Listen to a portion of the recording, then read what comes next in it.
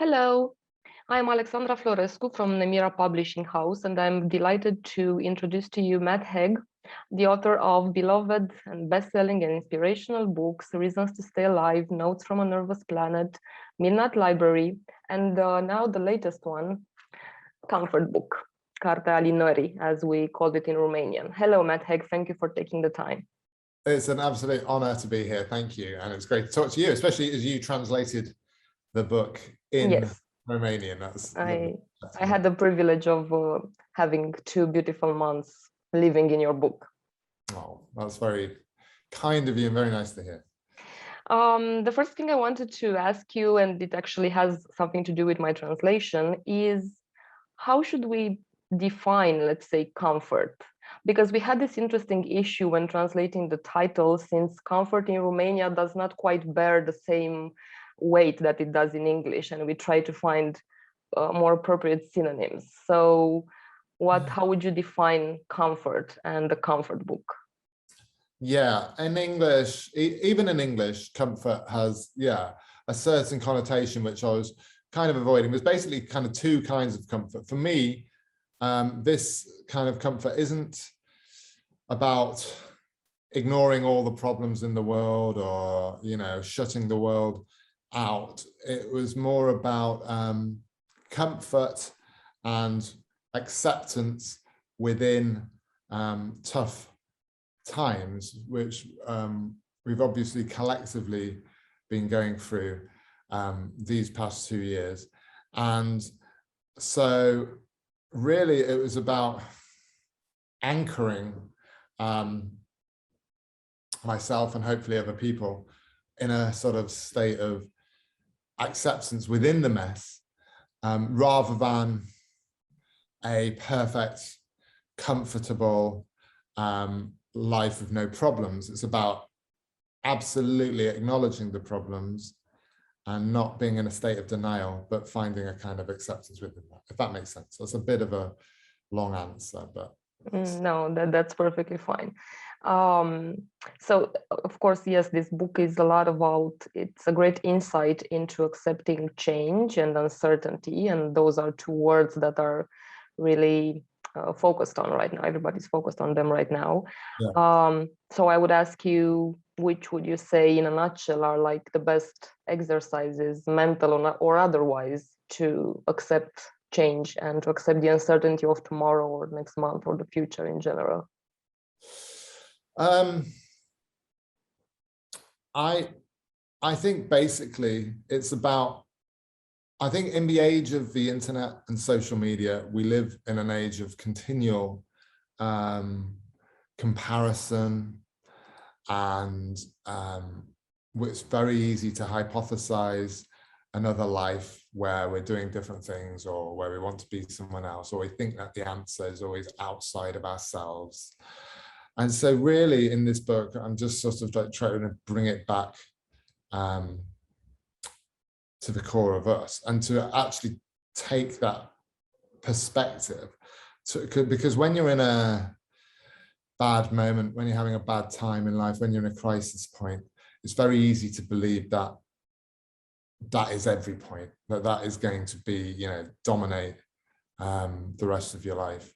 And that perspective, I think, is very important, but it can be very hard to reach for. So with the comfort book, often I'm just giving very simple, very accessible, very clear little reminders that I personally would like to hear when I'm in that state of crisis. And to be honest, when I wrote the comfort book, I wasn't in a state of complete calm. I was writing the book I wanted to hear and read myself, rather than having all the answers or anything. I mean, I started writing it in March 2020, which was when everyone was getting super stressed about COVID, everyone in Europe. And it felt like everything was getting worse and worse and worse. I'd just finished editing a book, The Midnight Library, and I was worried about that coming out. So I was in quite a sort of anxious frame of mind when I wrote about comfort. But I was kind of writing the book I wanted to read at that point, if that makes sense. Yes, and that's what makes it so great, the authenticity, because there's no, like impersonal advice or, I don't know, notes on how to do things. It's just your personal note. And I think that can be very helpful and inspirational, actually. So would you say that this book is a child of the pandemic? When you wrote it, did you believe that it would all end, or when it reached the shelves, or did you believe that it needed to reach people sooner rather than later and help them during this particular time? Well, I think I would not have written this book if it wasn't for the pandemic. It sort of came out in my mind. But on the other hand, I was very conscious not to mention the words pandemic or COVID within the book. I was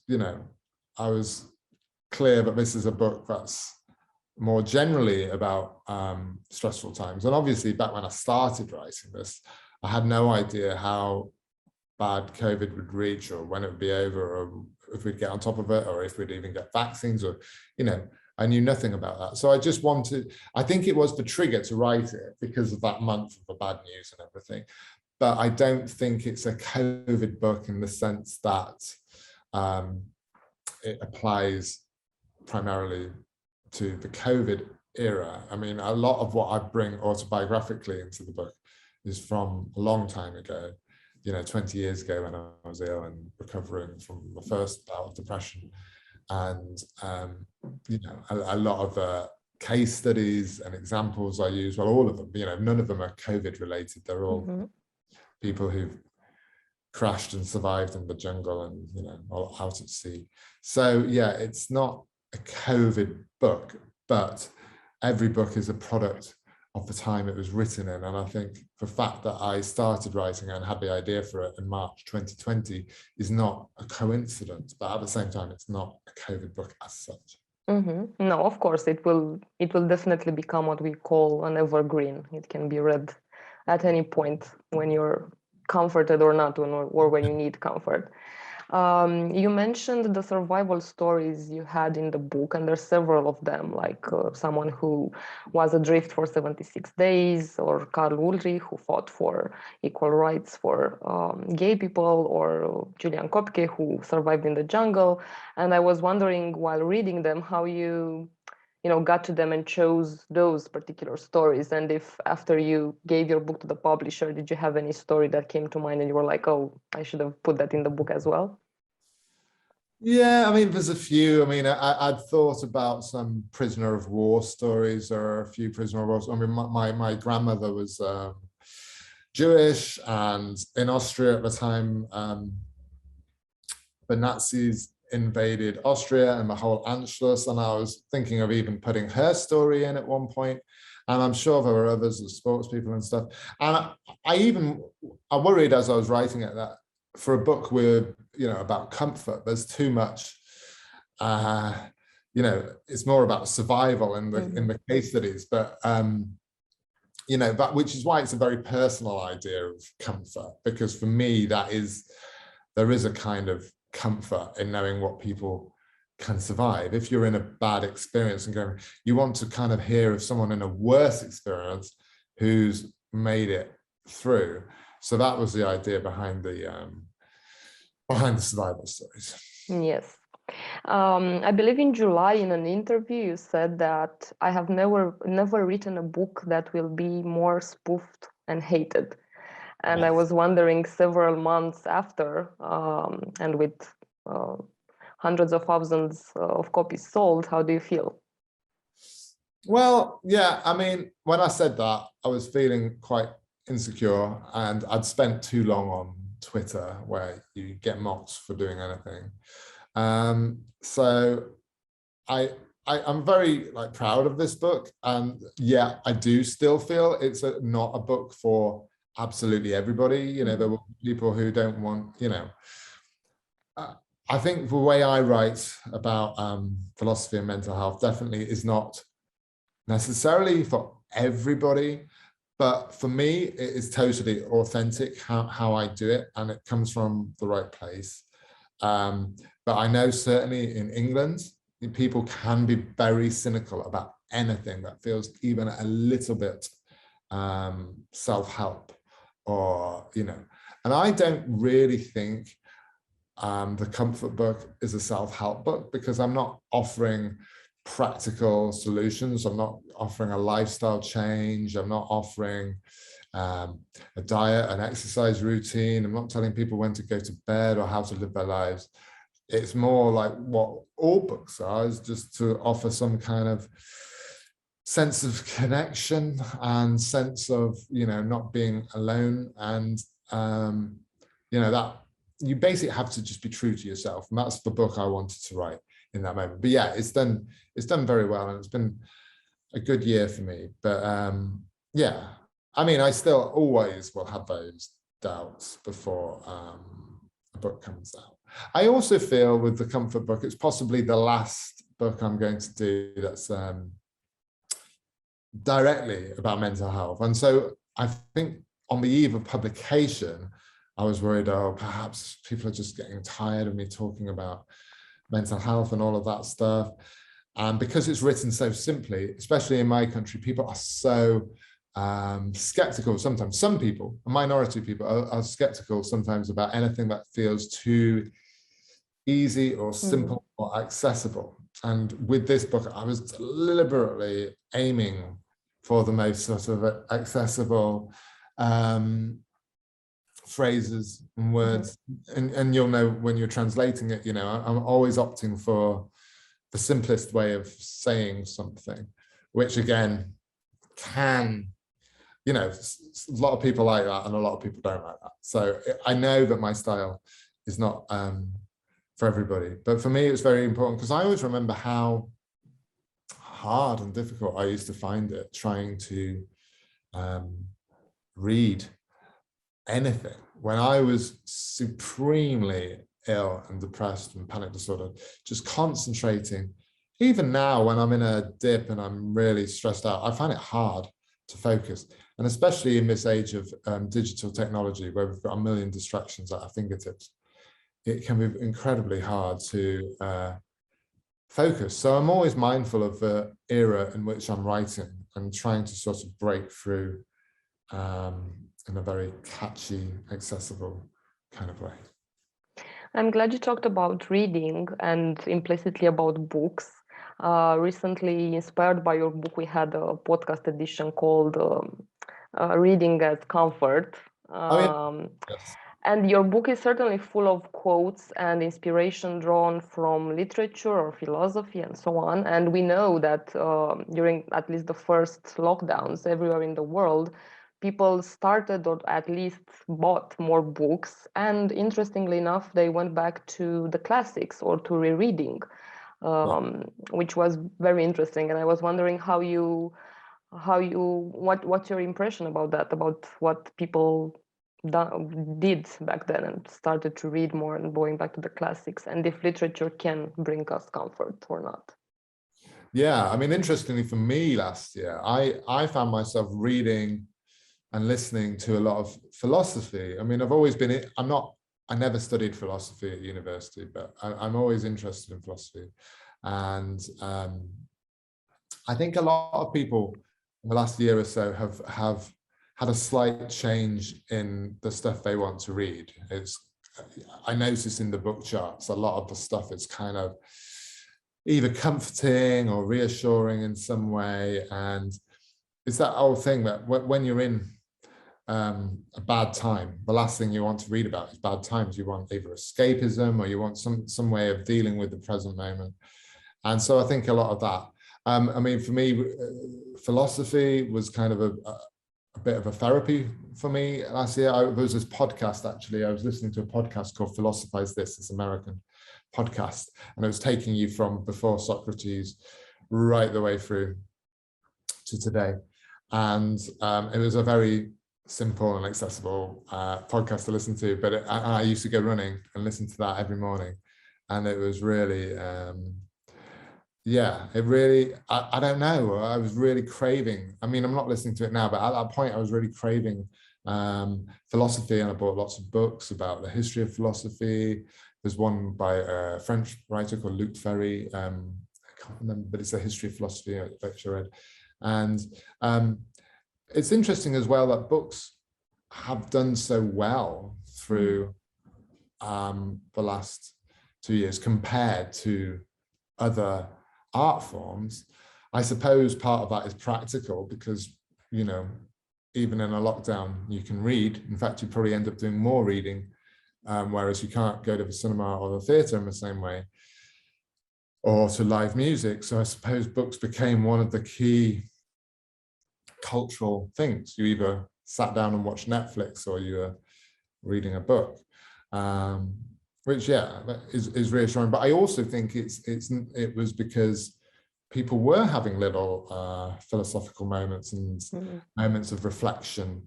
A lot of people's lives felt like they were suddenly on hold, so they were reassessing everything. So it's definitely a time when everybody is reassessing somehow their mental comfort, let's say, if not mental health. And you've certainly been an advocate for normalizing the discussion around mental health. So I was wondering if you believe that this pandemic that put a lot of stress on everybody and everybody started suddenly to think more about their state of mind. Do you think that in a perverse way, let's say, this will help with normalizing the discussion around mental struggles? Yeah, I mean, it's definitely been talked about a lot more. I mean, primarily because a lot of people have had problems that have come right to the surface, especially young people. I mean, I can even think with within my own extended family, my own family, you know, there's been issues, and people are just talking. I mean, I think it's affected everybody in some way, and I think people are understanding the difference between mental health and mental illness, you know, and the fact that we all have to look after our mental health, even if we're not diagnosed with a specific mental illness. We're not all on a flat state of contentment, and it's something we've all had to think about, and we've all had our own, whatever position we're in, we've all had our own specific stresses related to this period. And I think, yeah, I mean, I worry sometimes that talk is seen as a sort of end in itself. I mean, there's so much more that needs to be done in terms of healthcare and provision, and looking at society and how that affects our health, and looking at the internet and social media and trolling and the culture we're in and the divisiveness and all of these things, how they impact our mental health, you know, economic insecurity, the fact that, you know, I don't want to turn this into a bleak sermon when I'm talking about the comfort book, but I do think there's a sort of existential thing that humans are going through, irrespective of the pandemic, about the future role of human beings on Earth, in terms of like the, you know, digital age, what we're doing to the environment, and all these things. And we're at a sort of turning point, which could end up positive, it could end up negative, but we're at this sort of point. And I think on an individual level, we're all having little moments of what am I here for? What am I meant to do? And all of that stuff. So books can help with that. And I think people are doing a lot of reflecting, and yeah, that's coming out in how they read. I visited the UK a few months ago, and I heard something that I didn't really, that we don't have here in Romania, for instance. Every verbal or written or audio announcement about wearing a face mask had that particular phrase about you have to wear the face mask in public transport and so on. But the second part of the announcement made me think about something else, because the second part said, please be mindful, some people may not be able to wear the face covering. The reasons may not always be visible. And I was thinking that there's nothing more invisible or less visible than mental struggles. And I would ask you, how could we be more mindful of other people, or even help other people that might have struggles? I think it's just empathy. I think it's very easy nowadays, like to know our own worries and know our own troubles, and to imagine, certainly if someone's at the other end of the internet, to imagine that they aren't going through something equally or maybe even more bad. And it's to understand the subjective nature of it. Everyone feels things differently. Everyone handles things differently.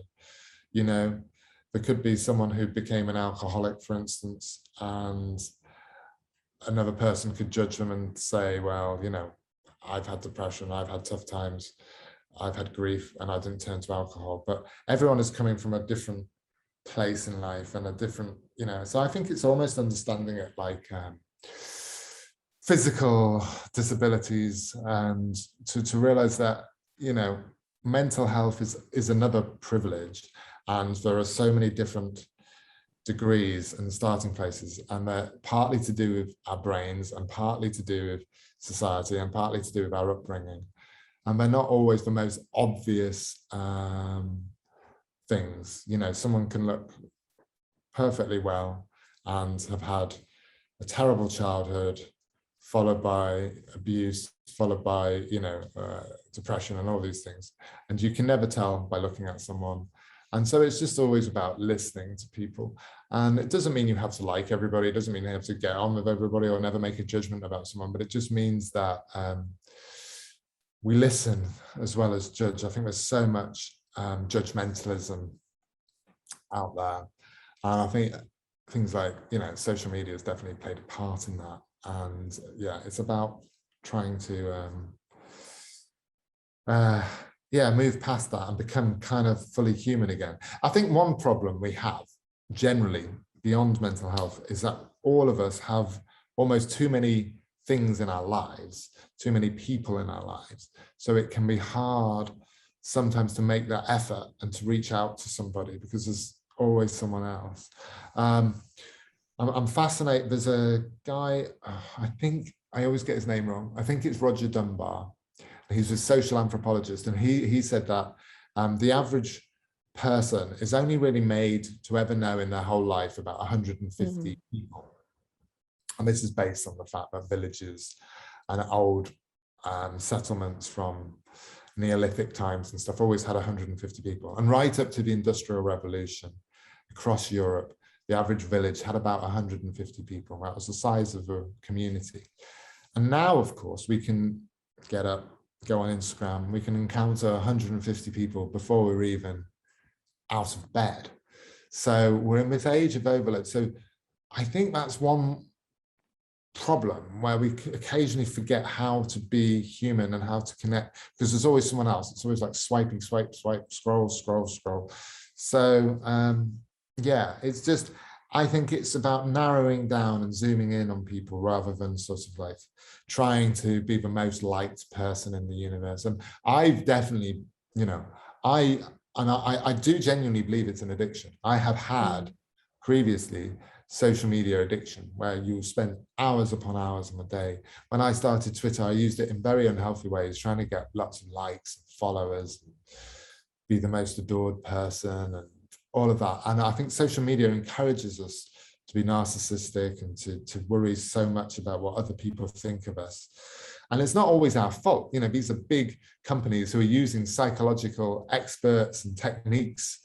We're up against this big machine that's playing with our minds, and it knows how to give us little rewards and stuff. But it's trying to break through all that and to really feel like what matters to you beyond all that superficial crap. You have a phrase that goes through the entire book, and that it's like sort of a motto or a mantra, I would say, of all of it. And it's nothing is stronger than a small hope that doesn't give up. So I would like to ask you, what are the small hopes that should keep us going right now? Well, hope itself is about possibility. Hope doesn't have to come from a happy place. In fact, hope does not normally come from a happy place. You normally have hope, you hold on to hope most of the hard times. Hope is just general acceptance of change. And when you feel absolutely stuck in one of those ruts we can get in life, it's just holding on to that idea that this is not permanent, this is not forever.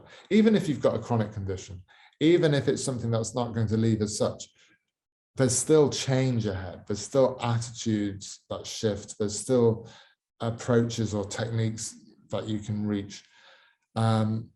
Yet when I've been suicidal in the past, it's when I believe there's no possibility of change, that I'm kind of trapped and I'm in this place. But if you have that little bit of hope, you can sort of keep on going. And yeah, that's all you need. But it's still the most strong thing in the world, that belief that this present pain won't be permanent. So we need that small hope that doesn't give up in our lives. And I encourage everybody to discover the comfort book, read it in Romanian, give it as a gift to their friends, maybe for the holidays, because you may never know who really needs to read it at some point. I know I did. I gave it as a present to many of my friends. Oh, lovely. Just for them to have it there in case they don't want to read it now, but maybe at some point it will help them. Matt Haig, thank you so much for taking the time. We're also very excited to see the movie A Boy Called Christmas, which reaches Netflix in a few weeks after this interview will air. And I hope we will see each other again for your next projects. I hope so too. Thank you so much. I love that conversation. Thank you. Thank you so much.